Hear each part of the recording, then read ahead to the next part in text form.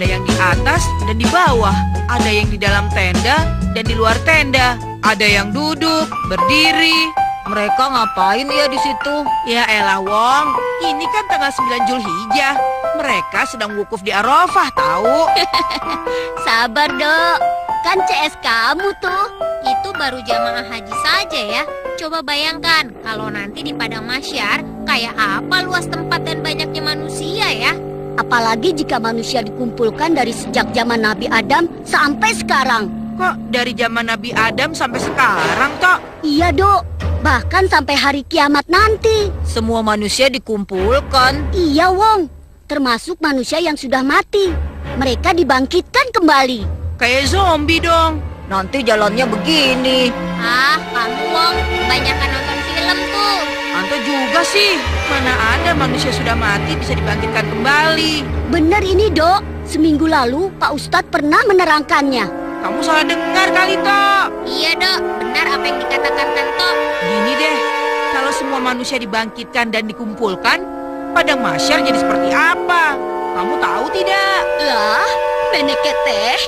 Dasar kamu, Dok. Itu bertanya apa ngeles?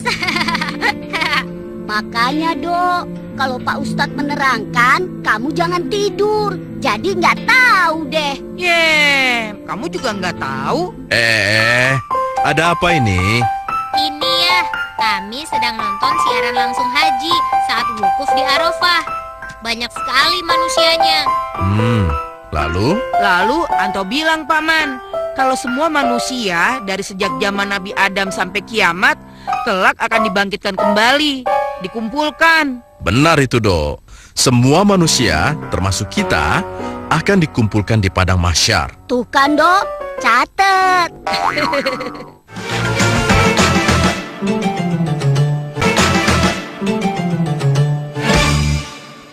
Memangnya Padang Mahsyar itu apa sih, Paman? Baik, Paman akan jelaskan. Dijelaskan dalam Al-Quran, Padang Mahsyar adalah dataran yang sangat luas, berada di alam akhirat, dan dikatakan berpasir, tidak terlihat tinggi maupun rendah, tempat berkumpul semua makhluk dari yang pertama hingga makhluk yang terakhir hidup, termasuk makhluk bernama manusia. Masya Allah, ternyata tidak semua makhluk ya, Ayah. Benar, Samil, termasuk malaikat, jin, manusia, dan hewan. Waduh, luasnya seperti apa Padang Mahsyar itu, Paman? Luasnya Padang Mahsyar hanya Allah yang tahu. Tapi Allah Maha Kuasa untuk membuat yang demikian itu. Oh. Di Padang Mahsyar inilah setiap manusia pada hari pengadilan akan diiringi oleh dua malaikat. Satu malaikat sebagai pengiring, satu malaikat lagi bertugas sebagai saksi atas segala perbuatan manusia selama hidup di alam dunia. Apa yang terjadi di Padang Mahsyar itu, Ayah? Di Mahsyar nanti, manusia dan makhluk lainnya akan dihadapkan tiga hal. Satu, Ita Alkitab, sebuah catatan amal. Dua, Mizan, sebuah neraca yang menimbang antara pahala dan dosa. Tiga, Haud atau telaga. Setiap nabi akan memiliki telaga ini. Menurut ajaran Islam, Nabi Muhammad memiliki telaga yang diberi nama Kausar. Hanya calon penduduk surga yang dapat meminum airnya. Setelah itu, Paman? Kemudian Allah Subhanahu wa Ta'ala memerintahkan kepada matahari untuk mendekat sampai tempat yang telah ditentukan, yaitu ada di atas kepala. Bagi yang amal solehnya banyak, matahari terasa jauh, sehingga tidak terasa panas. Sebaliknya, bagi yang sedikit amal solehnya, matahari terasa sangat dekat dengan ubun-ubunnya. Hah? Di atas Ubun, panas dan keringatan dong, Ayah. Iya, Samil, keringatan yang deras. Bahkan, keringat tersebut bagi sebagian orang ada yang mencapai tumitnya, ada yang mencapai setengah betisnya, bahkan mencapai kedua bahunya, sehingga ada pula yang menenggelamkannya. Dan peristiwa itu akan berlangsung di Padang Mahsyar selama 1 hari. Wah, untung cuma sehari. Iya, Wong. Tapi 1 hari di Padang Mahsyar itu sama seperti kita berdiri di dunia selama 50.000 tahun. Hah? Seperti yang diriwayatkan Abu Hurairah radhiyallahu anhu, bahwa Rasulullah SAW bersabda, hal itu terjadi dalam sehari, yang lamanya sama dengan 50.000 tahun. Hal ini berlangsung terus sampai selesai keputusan untuk tiap hamba. Sementara itu, tidak ada tempat penaung kecuali naungan Ar-Rash. Itu bisa mendapatkan naungan, berarti kita bisa berteduh dong ya. Tidak semua orang bisa mendapatkan naungan tersebut. Hanya ada 7 golongan mukmin saja yang mendapatkannya. Wah, golongan siapa saja itu, Paman? 1. Penguasa atau pemimpin yang adil. 2. Seorang remaja yang mengawali keremajaannya dengan beribadah kepada Allah. 3. Seorang lelaki yang hatinya dipertautkan dengan masjid-masjid. 4. 2 orang yang saling cinta mencintai karena Allah, yakni yang keduanya berkumpul dan berpisah karena Allah. 5. Seorang lelaki yang ketika dirayu oleh wanita bangsawan lagi rupawan, lalu ia menjawab, "Sesungguhnya aku takut kepada Allah." 6. Seorang yang mengeluarkan sedekah dan disembunyikan, sampai tangan kirinya tidak mengetahui apa yang diperbuat oleh tangan kanannya itu. Artinya, dia bersedekah dan tidak menceritakan sedekahnya itu kepada orang lain. 7. Seorang yang berzikir kepada Allah di tempat yang sunyi, sehingga kedua matanya mencucurkan air mata. Semoga Allah Ta'ala memberikan hidayah taufik dan pertolongannya kepada kita untuk menjadi bagian dari golongan yang mulia itu ya. Iya, Amin. Agar kita selamat dari peristiwa yang mengerikan di padang mahsyar tersebut, juga dengan banyak beramal soleh. Paman, kalau di sana panas sekali, boleh nggak kita pakai payung? Jangankan payung, kita semua pada saat itu di sana malah tidak mengenakan pakaian sama sekali. Hah? Kelihatan dong. Dodo.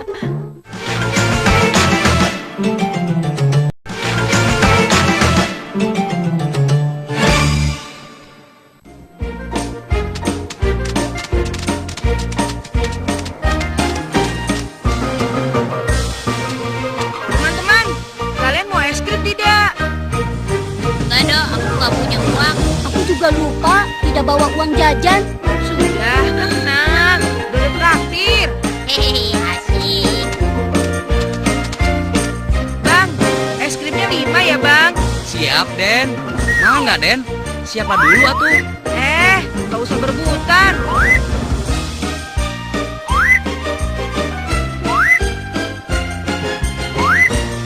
Nah, sekarang giliran Dodo.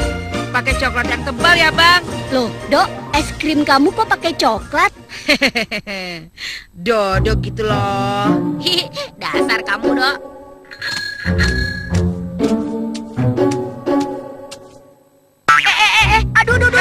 Aduh. Es krim coklat Dodo. Hah? Rezeki nemplok. Coklatnya Yahud. Hah? Wah, tega kamu, Wong. Loh, memang ada apa, Dok? Duh, itu kan es krim Dodo tahu. Hah? Ini gara-gara kamu sih, Dok. Maaf, Dok, aku nggak sengaja. Es krimku juga jatuh. Nggak sengaja. Udah, Dok. Atau kan benar tidak sengaja. Tapi Syamil, Dodo kan lagi haus nih. Nanti aku ganti deh. Aku belikan 2 es krim. 3 deh. Kamu, Tok, sekarang aja nggak punya uang. Bagaimana kamu mau belikan aku 3 es krim? Janji surga aja kamu, Tok. Dok, jangan ngomong begitu. Tapi banyak orang begitu ngomongnya. Kalau dengar janji yang enak-enak, tetapi bakalan bohong, pasti disebut janji surga. Seperti Anto ini. Aku kan tidak seperti orang-orang, Dok. Mulai lagi deh janji surga. Ya, kamu, Dok. Dibilangin jangan bicara seperti itu. Habis, Dodo kesel sama Anto ini. Assalamualaikum. Karena dia. Waalaikumsalam warahmatullah.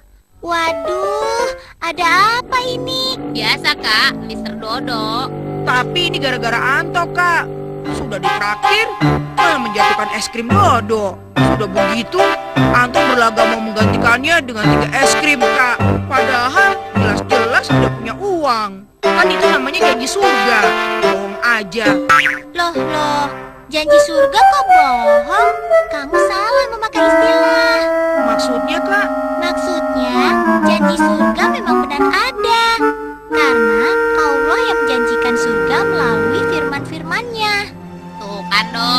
Memang janji surga itu seperti apa, Kak? Baik, kakak akan jelaskan. Kakak duduk sini ya.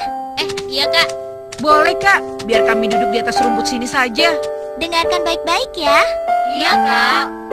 Surga itu adalah tempat yang Allah janjikan bagi orang-orang yang beriman dan beramal soleh. Ingat, harus beriman. Walaupun orang itu baik, tapi karena tidak beriman, maka tidak akan bisa mendapatkan surga. Oh. Allah berfirman, dan barang siapa datang kepada Tuhannya dalam keadaan beriman, lagi sungguh-sungguh telah beramal soleh, mereka itulah orang-orang yang memperoleh tempat-tempat yang tinggi atau mulia, yaitu surga Eden yang mengalir sungai-sungai di bawahnya, mereka kekal di dalamnya. Eden itu apa, Kak? Oh iya, Eden itu salah satu dari nama surga. Surga banyak namanya ya, Kak? Betul, Anto. Ada lagi nama-nama surga yang lain, yaitu surga Firdaus yang diciptakan oleh Allah dari emas, surga Naim yang diciptakan dari perak putih, surga Ma'wa diciptakan dari zamrud hijau, surga Darussalam diciptakan dari yakut merah, kemudian surga Darul Muqomah yang diciptakan dari permata putih, surga Al-Maqamul yang diciptakan oleh Allah dari emas. Satu lagi surga Khuldi yang diciptakan oleh Allah dari marjan merah dan kuning. Wow. Nah, semua surga itu dijanjikan Allah untuk orang-orang beriman sesuai dengan tingkatan amal solehnya. Kok ada tingkatan segala ya, Kak? Allah Maha Adil, Amir. Yang amal solehnya lebih baik akan mendapatkan surga yang lebih tinggi.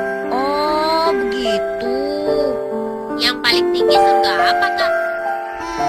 Dalam hal ini, Nabi Muhammad SAW pernah bersabda, surga itu ada 100 tingkatan, dan setiap tingkatannya jaraknya antara bumi dan langit. Tingkatan yang paling tinggi adalah surga Firdaus, dan yang paling utama juga surga Firdaus. Daripadanya lah mengalir sungai-sungai surga. Apabila kalian memohon kepada Allah, mohonlah surga Firdaus. Masya Allah. Kalau makan makanan di surga, seperti apa ya Kak? Ya ampun, Dok. Tapi bagus juga yang ditanya, karena Allah Subhanahu wa Ta'ala juga menerangkan tentang hal ini, bahwa kepada penduduk surga akan dihidangkan makanan dan minuman lezat yang sangat mengundang selera. Wah, nikmatnya. Dan alhamdulillah, kita termasuk orang yang beriman. Sekarang yang perlu kita lakukan adalah beramal soleh sebanyak-banyaknya agar Allah masukkan kita ke salah satu surganya. Amin. Contoh amal solehnya apa ya, Kak? Amal soleh yang dapat kita lakukan banyak sekali, Amir. Contohnya, menolong orang tua, tidak suka berbohong, rajin beribadah, terutama menjaga sholat wajib yang 5 waktu, mudah memaafkan kesalahan orang lain. Tuh, Dok. Iya, Dok. Maafkan kesalahanku tadi. Apalagi kalau aku tidak perlu gantiin es krimnya. Hah? Kok jadi begitu sih? Jangan khawatir, Dok. Aku akan ceritakan lezatnya es krim coklat kamu itu nanti. Wah, OMG.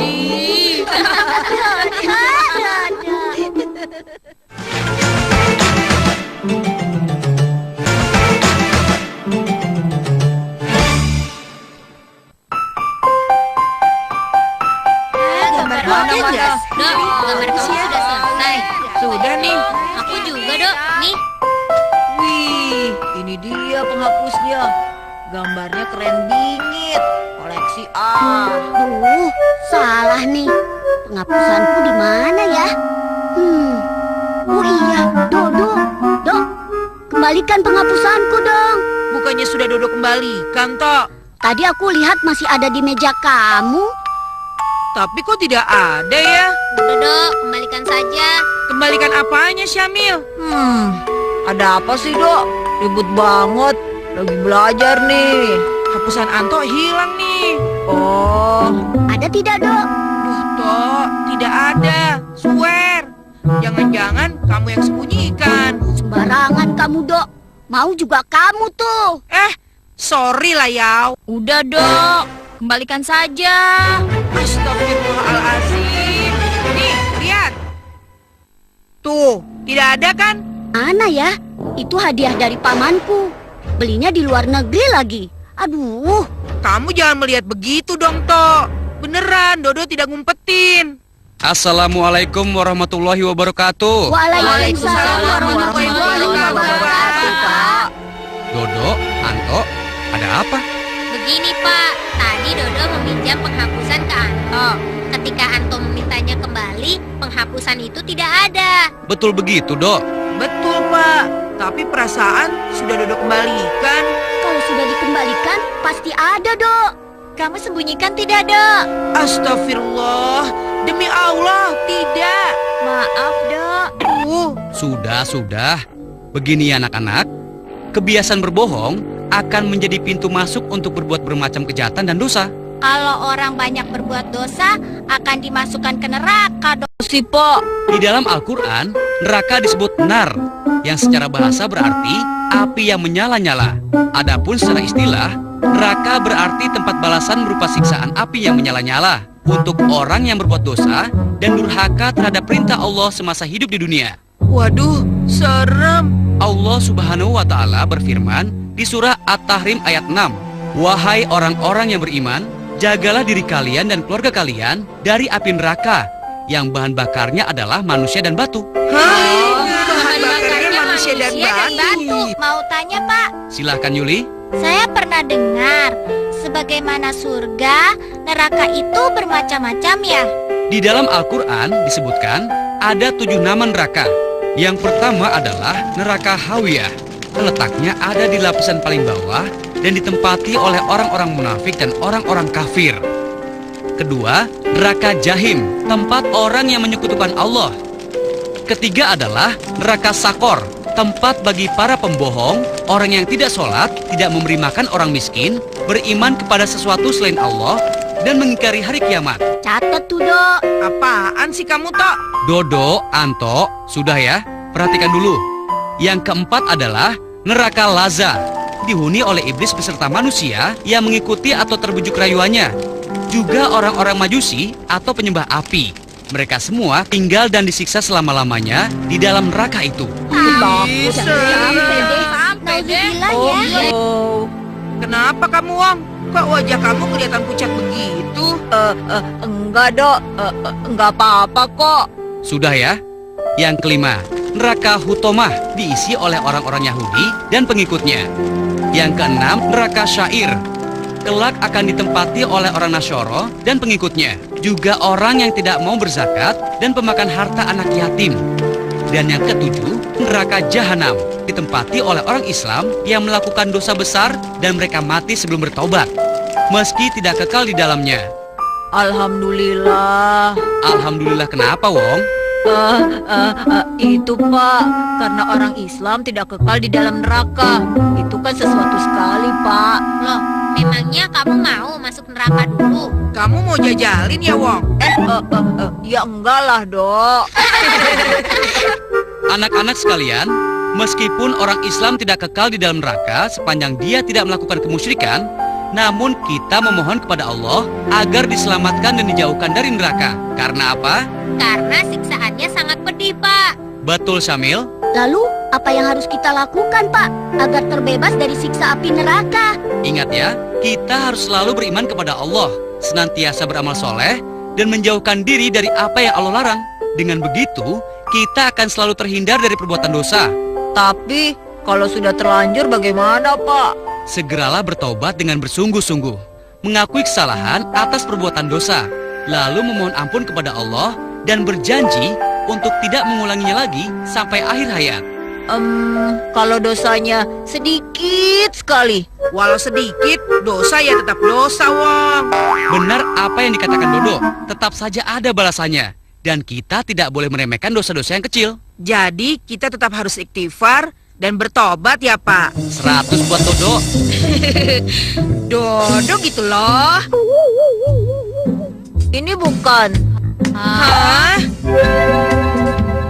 Nah, itu dia. Iya, Wong. Sini. Alhamdulillah. Kamu temukan di mana, Wong?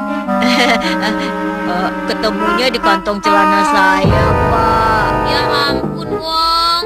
Maaf, tadi aku yang simpan buat koleksi.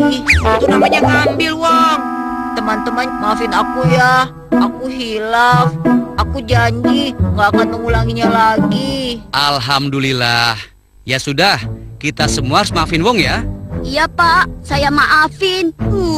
Tapi ya sudah deh. Dodo maafin juga. Melihat wajah kamu, Dodo jadi nggak tega, Wong. Memprihatinkan. Iya, Dok. Masa kamu tega melihat wajahku seperti ini? Alhamdulillah.